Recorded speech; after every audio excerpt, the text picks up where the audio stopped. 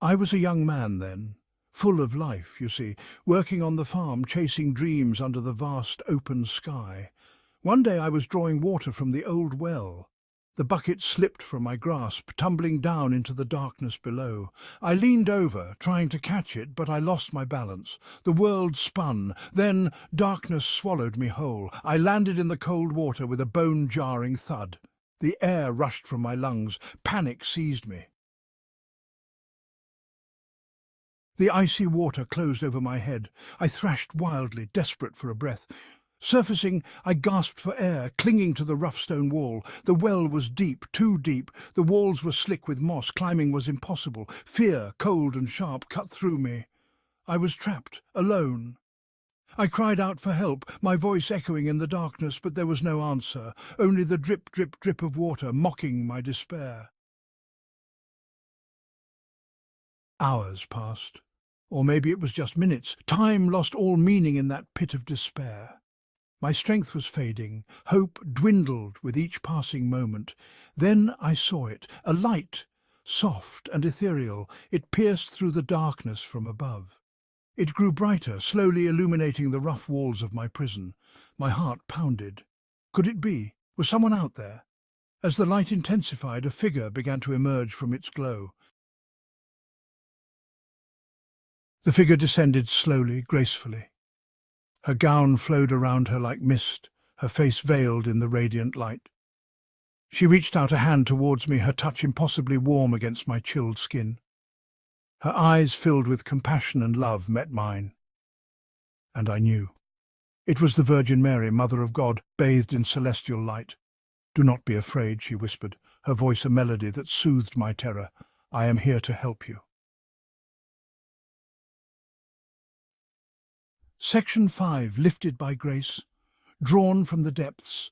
Her touch was strength itself. She grasped my hand, her grip firm yet gentle, and with surprising ease she began to lift me from the water.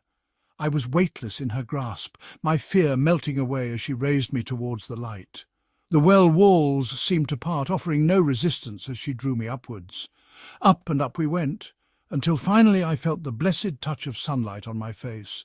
I had escaped the darkness, pulled from the depths of despair by a power beyond my understanding. Section 6. Bathed in the divine light. A vision of serenity. In the early hours of dawn, the world seemed to hold its breath, waiting for the first rays of sunlight to break through the horizon. The air was crisp, filled with the promise of a new beginning.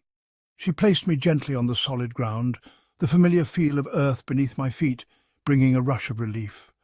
The coolness of the soil grounded me, reminding me of the strength and stability that the earth provides.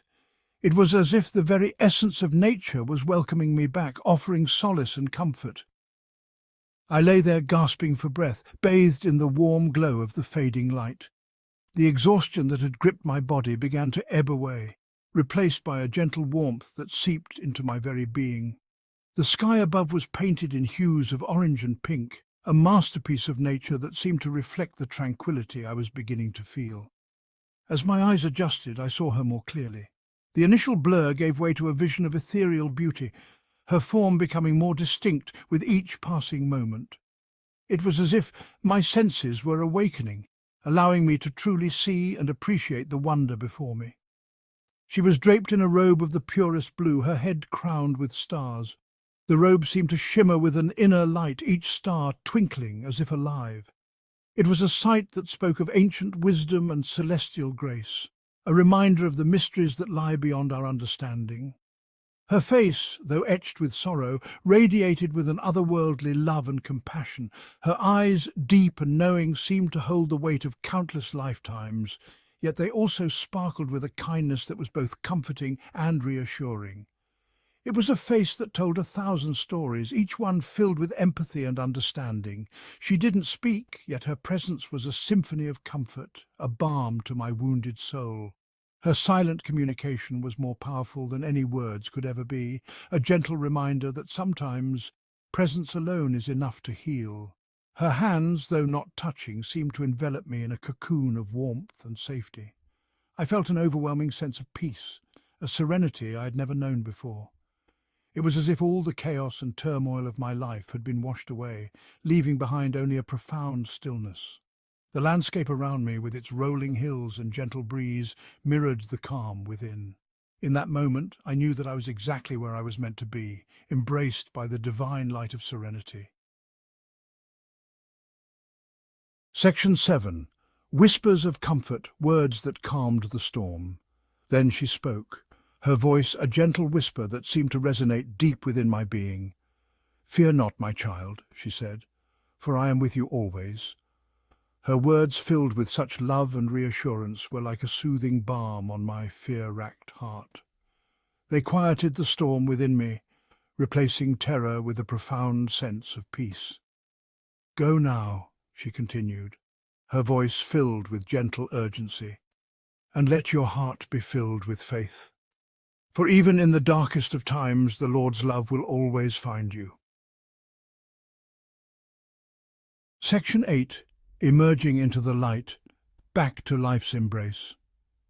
As she spoke those words, the light around her began to fade. It was as if the very essence of her presence was intertwined with the light itself, and as it dimmed, so did the tangible sense of her being. The world around me seemed to hold its breath, waiting for what would come next. The vision slowly dissolved, leaving me bathed in the warm glow of the setting sun. The horizon stretched out endlessly, painted in hues of orange and pink, a masterpiece of nature that seemed to reflect the profound experience I had just undergone. The serenity of the moment was almost overwhelming, a stark contrast to the intensity of the encounter. I rose to my feet, shaky but alive.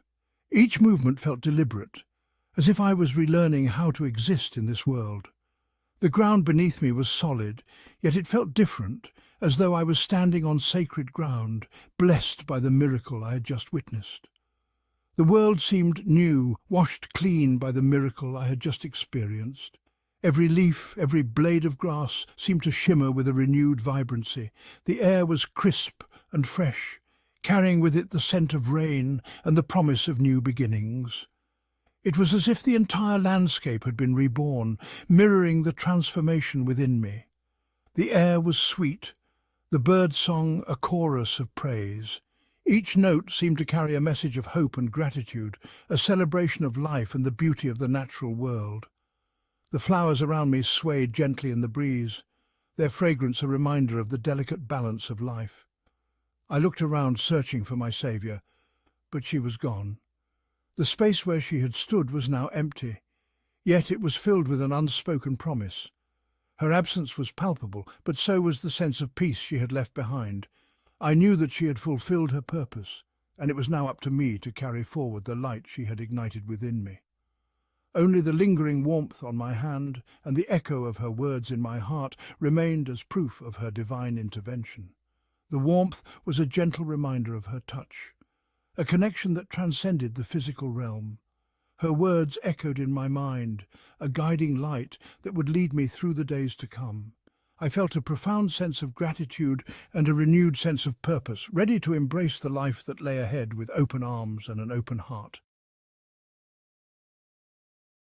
Section 9. A faith reaffirmed the enduring power of belief. That day, at the bottom of that well, I found more than just a second chance at life.